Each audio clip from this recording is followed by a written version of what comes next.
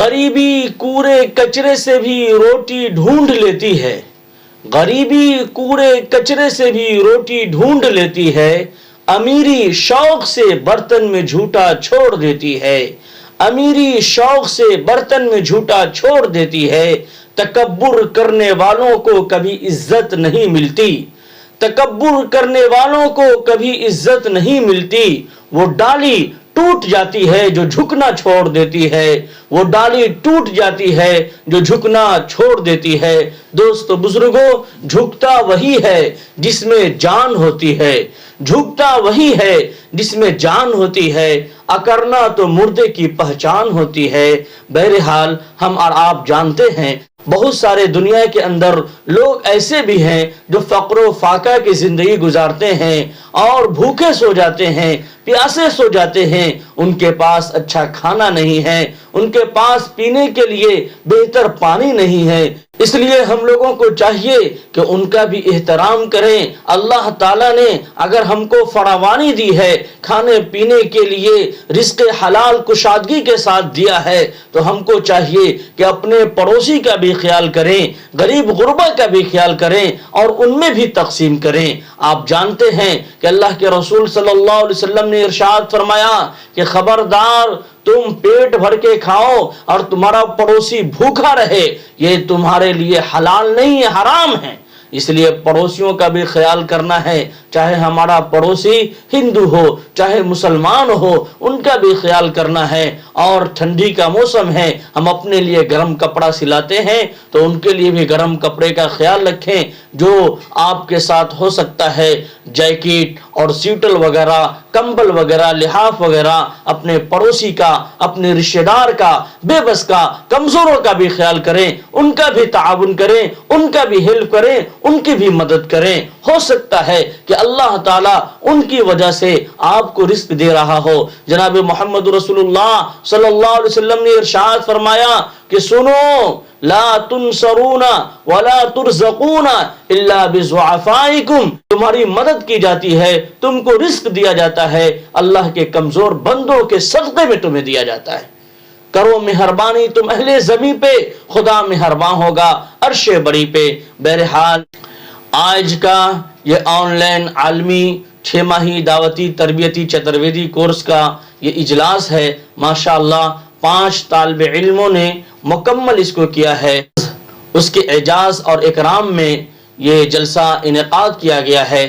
اب میں دعوت اسٹیج دینا چاہتا ہوں حضرت مولانا جمال عبد الناصر صاحب مدرسہ اشرف العلوم بہورہ بزرگ کو کہ وہ تشریف لائیں اور اپنی خطاب نایاب سے پیاسی امت کو سیراب فرمائیں اس شعر کے ساتھ: ہنر سبھی کو وہ حسب حال دیتا ہے، ہنر سبھی کو وہ حسب حال دیتا ہے، وہ کسی کسی کو روشن خیال دیتا ہے، وہ دے کے مرتبے جاہل گنوار لوگوں کو شعور مندوں کو حیرت میں ڈال دیتا ہے، وہ ایسے ویسے کو دیتا ہے دولت لیکن، وہ ایسے ویسے کو دیتا ہے دولت لیکن، ایمان والوں کو رزق حلال دیتا ہے، ایمان والوں کو رزق حلال دیتا ہے، وہ ایسے ویسے کو دیتا ہے دولت لیکن، ایمان والوں کو رزق حلال دیتا ہے۔ اس لیے بے ایمانی نہیں کرنا چاہیے، حرام خوری نہیں کرنا چاہیے، ایمان سے کمانا چاہیے۔ بسم اللہ الرحمن الرحیم،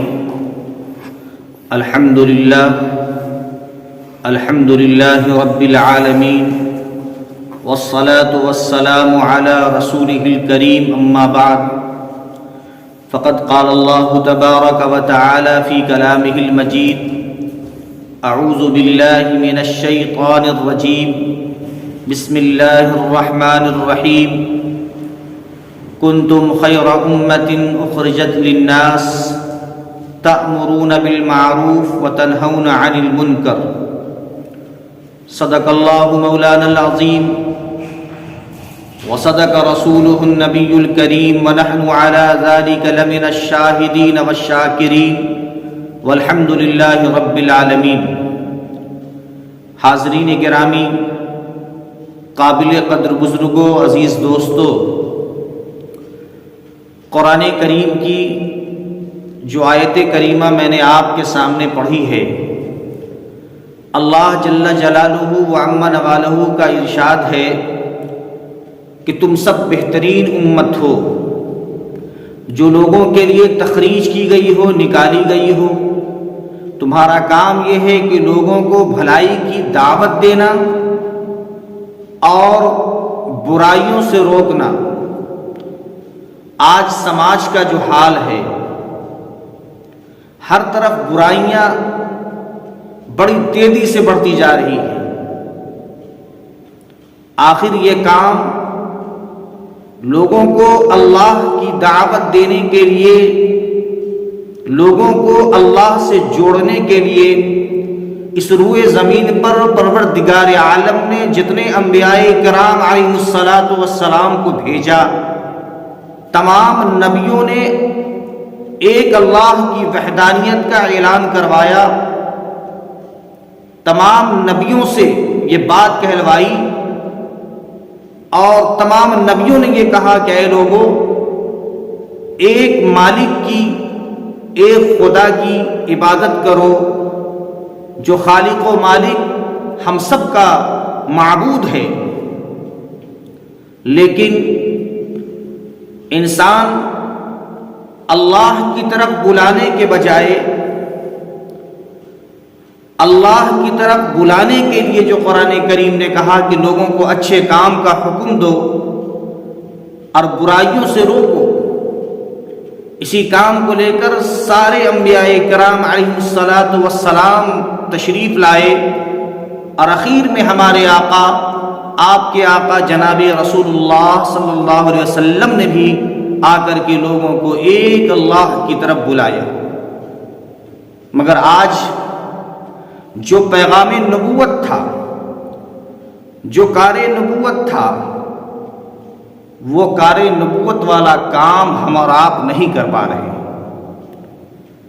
غور کرنے کی بات یہ ہے کہ اللہ تعالیٰ نے محبوب کبریا امام الانبیاء حضرت محمد الرسول اللہ صلی اللہ علیہ وسلم کو آخر میں مبعوث فرمایا، اور آپ تک نبوت کا سلسلہ منقطع کر دیا، ختم ہو گیا۔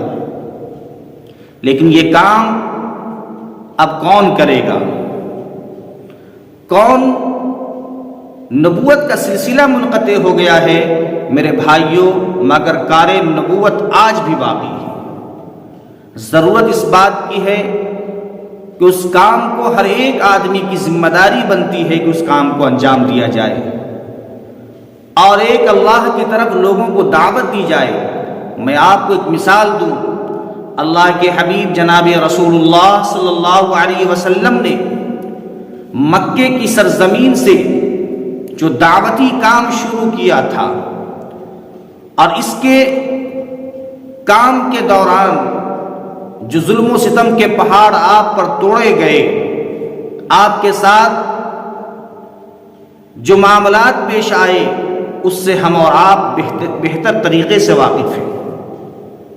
اللہ کے رسول علیہ الصلاۃ والسلام کو اس طائف کی سرزمین پر مارا گیا، آپ کو کہ جوتے مبارک کو خون سے تربتر کر دیا، آپ کو گھسیٹا گیا، آپ کو ستایا گیا، آپ کو گالیوں سے نچھاور کیا گیا، جو ظلم تھا وہ سارے ظلم آپ پر توڑے گئے۔ مگر قربان جائیے اس محمد الرسول اللہ صلی اللہ علیہ وسلم کی ذات گرامی پر کہ آپ نے ساری تکالیف کو سہ کر کے بھی جو کام لے کر کے اٹھے تھے اس کام کو فراموش نہیں کیا اور نہیں چھوڑا، بلکہ آپ اس کام کو آخر دم تک کرتے رہے، حتیٰ کہ اللہ کے تبارک و تعالی نے فرشتوں کو بھیج دیا کہ جاؤ میرے محبوب سے پوچھو، اگر آپ کی اجازت ہو تو دشمنان اسلام کو نیست و نابود کر دیا جائے گا۔ مگر قربان جائیے اس رحمت للعالمین جناب محمد الرسول اللہ صلی اللہ علیہ وسلم کی ذات گرامی پر آپ نے فرمایا، آپ نے بد دعائیں نہیں دی ان لوگوں کے لیے، بلکہ آپ نے دعائیں دی اور ہاتھ کو اٹھا کر کہا اللہم اہدی قومی فإنہم لا یعلمون، اے اللہ میری قوم کو ہدایت دے دیجئے، یہ لوگ نہیں جانتے۔ یہ دعوت کا کام چلتا رہا۔ اللہ کے رسول صلی اللہ علیہ وسلم نے تمام لوگوں کو اکٹھا کیا تھا اور یہ کہا تھا کہ تم سب کہو لا الہ الا اللہ تفلحوا، کامیاب ہو جاؤ گے۔ مگر وہی لوگ جو آپ کو صادق الامین کہتے تھے، وہی لوگ جو آپ کو امانت دار کہتے تھے، صرف جرم یہ تھا کہ آپ نے لوگوں کو اللہ کی دعوت دی، اس بنیاد پر لوگوں نے آپ کو گالیوں سے نواز دیا۔ تبا لکا لہذا جماعتنا، غارت ہو جاؤ اے محمد، کیا تو نے مجھے اسی لیے یہاں پر بلایا تھا، اکٹھا کیا تھا؟ نعوذ باللہ من ذالک۔ اندازہ کیجئے میرے بھائیوں کیسے تیر چلے ہوں گے اس در یتیم عبداللہ کے لخت جگر اور آمنہ کے نور نظر پر۔ آپ نے ساری چیزوں کو برداشت کیا، صرف مقصد یہ تھا کہ ایک ایک لوگوں کو اللہ سے جوڑ دیا جائے۔ جانتے تھے اگر ہم نے اللہ سے نہیں جوڑا تو پھر یہ ٹھکانہ جنت والا نہیں ہوگا، جہنم والا ٹھکانہ ہو جائے گا۔ میرے عزیزوں، میرے دوستوں، میرے بزرگوں، اللہ کے رسول محمد صلی اللہ علیہ وسلم کی زندگی کو پڑھیے، آپ ان کی تاریخ کو پڑھیے، آپ کی 63 سالہ زندگی کو آپ پڑھیے۔ آپ کی زندگی کا 53 سال مکے میں گزارنا، 10 سال مدینے میں گزارنا، ساری زندگی کے اوراق کو آپ الٹا کر دیکھیے، پھر اندازہ ملے گا کہ اس محمد الرسول اللہ صلی اللہ علیہ وسلم نے اس امت کے درد میں راتوں رات رونے والے نبی، اس امت کے فکر میں زندگی بسر کرنے والے نبی، آپ نے جو پیغام دیا انسانیتوں کا، محبت کا، اخوت کا، ہمدردی کا، یہ پیغام صرف اس لیے دیا تھا کہ سماج کے اندر جو برائیاں تھیں، سماج کے اندر جو بے حیائیاں تھیں، اور سماج کی بے حیائیوں کے خاتمے کا جو اعلان محمد رسول اللہ نے کیا، اس خاتمے کا اعلان پر کہا کہ اے لوگو، تمہارا کام یہ نہیں بلکہ تمہارا کام یہ ہے کہ نفرت کو مٹا کر محبت میں تبدیل کر دیا جائے۔ شرابی شراب پی کر مست رہتا تھا، آپ نے فرمایا یہ کام تمہارا یہ نہیں ہے بلکہ اس کے بارے میں قرآن کریم کے کئی مقامات پر اللہ تعالیٰ نے آیت کریمہ کو نازل فرمایا اور شراب کی حرمت نازل فرمائی۔ میرے دوستوں، میرے بزرگوں، تو یہ دعوت والا کام تمام انبیاء کرام علیہ الصلاۃ والسلام نے کیا ہے، اور آخر میں آ کر اللہ کے حبیب جناب محمد الرسول اللہ صلی اللہ علیہ وسلم نے بھی کیا ہے، اور یہ کام چلتا رہا ہے۔ لیکن نبی پاک علیہ الصلاۃ والسلام کے گزر جانے کے بعد اب نبی پاک علیہ الصلاۃ والسلام یا نبوت کا سلسلہ اب نہیں چلے گا، لیکن اس کام کو انجام کون دے، نبی والا کام کس طرح کیا جائے، اس کے لیے ہر ایک شخص کی ذمہ داری ہے میرے بھائیوں، ہر ایک آدمی کی ذمہ داری ہے۔ اس لیے قرآن کریم نے کہا کنتم خیر امۃ اخرجت للناس تأمرون بالمعروف وتنہون عن المنکر وتؤمنون باللہ، تم سب کے سب بہترین امت ہو جو لوگوں کے لیے تخریج کی گئی ہو، نکالی گئی ہو، تمہارا کام ہے لوگوں کو نیکی کا حکم دینا اور برائیوں سے روکنا۔ اس لیے کیا ہم لوگوں کو نیکی کی دعوت نہیں دیں گے؟ کیا لوگوں کو برائیوں سے نہیں روکیں گے؟ یا اس لیے ہم چھوڑ دیں گے کہ جو کام برا کام کر رہا ہے وہ ہمارے سماج کا نہیں ہے، یا ہمارے رشتہ دار نہیں ہے، یا ہمارے جاننے پہچاننے والے نہیں ہیں، اس لیے ہم اسے چھوڑ دیں گے؟ ہرگز نہیں۔ آپ کی ذمہ داری ہے، آپ کا کام ہے کہ خود بھی بچیں اور اپنے اہل والوں کو، اپنے گھر والوں کو، پڑوسیوں کو، رشتہ داروں کو بچائیں، جیسا کہ قرآن نے کہا قوا انفسکم واہلیکم نارا۔ اس لیے میرے بھائیوں، میرے دوستو، اس دعوتی پروگرام کو لے کر آپ جیسا کہ اچھی طرح جانتے ہیں کہ 6 ماہ کا تربیتی اور دعوتی چترویدی کورس حضرت مولانا ابو سفیان ندوی چترویدی صاحب مدث اللہ العالی اس کام کو کرتے ہیں۔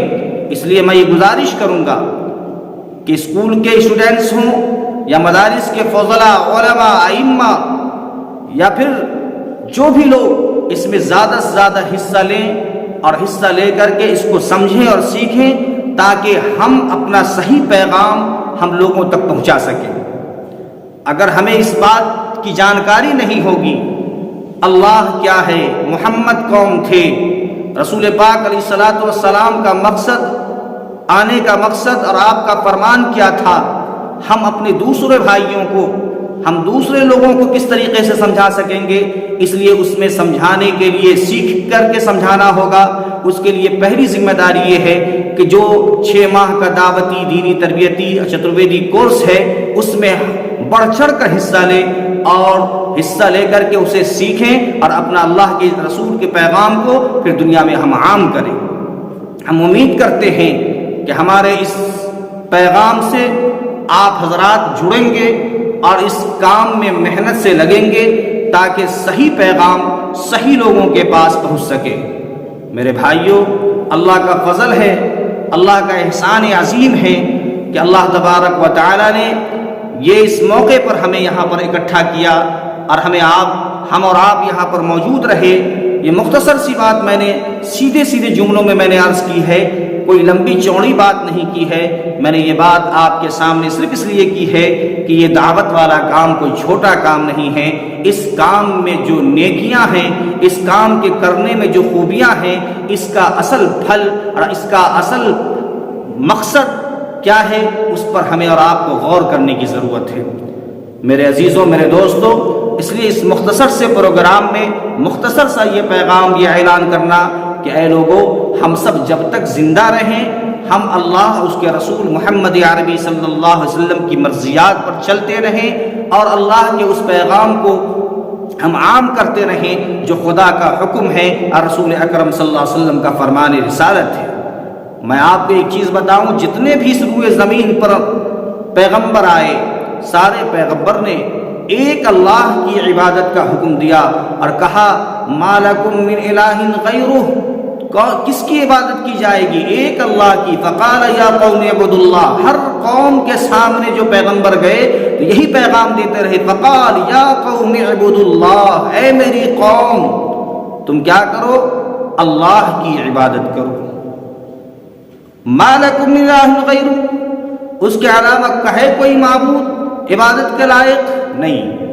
اس لیے کوئی عبادت کے لائق ہے تو ایک اللہ کی ذات ہے جو ہمیشہ سے ہے اور ہمیشہ رہے گا۔ ان کے علاوہ ہماری پیشانی جھکے گی، ہم اپنے آپ کی غلامی کریں گے تو ایک اللہ کی غلامی کریں گے، وہ خدا جس نے آسمان و زمین کو بنایا، چاند سورج اور ستاروں کو بنایا اور ساری کائنات کو بنایا، سارے سنسار کو بنایا۔